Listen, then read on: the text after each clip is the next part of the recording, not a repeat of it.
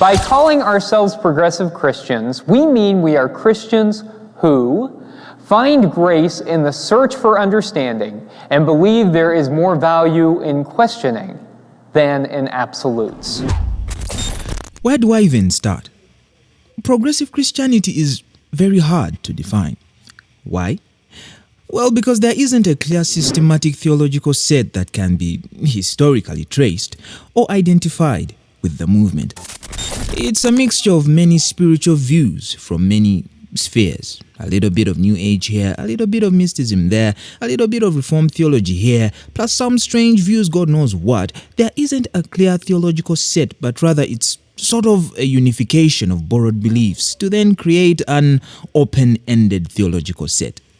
And yes, open-ended. What they consider to be theology is open to whatever new idea one may discover to be their truth, or not their truth, now or in the future. There aren't any fixed core or foundational beliefs, but everything and anything can be your truth, or not. Something may be true today and not true tomorrow. Truth is therefore a variable rather than fixed value. Truth is subjective rather than objective. They embrace uncertainty rather than certainty. A progressive Christian would therefore tell you that truth is ever evolving, and so is the church. Jesus may be born of Mary today, and a week later he was born of Lydia, and a month later of a gay couple. Truth is ever evolving, progressive. They embrace subjectivity rather than absolutes.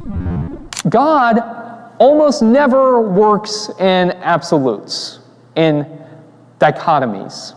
It's almost never either or. God is present in the gray areas. And so putting an end to an understanding of a God of absolutes, I think, is incredibly faithful. But what does the Bible say? 2 Timothy 1:13. Hold on to the pattern of sound teaching which you have heard from me. 2 Timothy 3:14-15. Continue in the things which you have learned and firmly believed. Firmly believed is the phrase. They have learned and firmly believed. It is firm, not evolving, not progressive. The church follows a pattern of firm, clear, historically traced, systematic theological sets. Theology is not progressive but fixed. There is no room to evolve, no room for anything new. What is being taught is what was taught by the apostles. There is no room for change or to do something fresh. Old is gold when it comes to theology. If what you are being taught is a new revelation or a new way to interpret the Bible, a fresh revelation exclusive to your church or pastor, you might want to consider the possibility it could be a cult, an occult, or false church. Something's off. What you need is to find yourself a church committed to the historical beliefs of the apostles. New, emergent, evolving, fresh, progressive is always a red flag that says run. We should acknowledge anybody who stands up with a Bible and says, I know the absolute truth, I have the correct interpretation, I've figured it out. Those folks we should be skeptical of. A progressive church may argue that they have a desire to keep learning and growing in Christ, but no, they don't.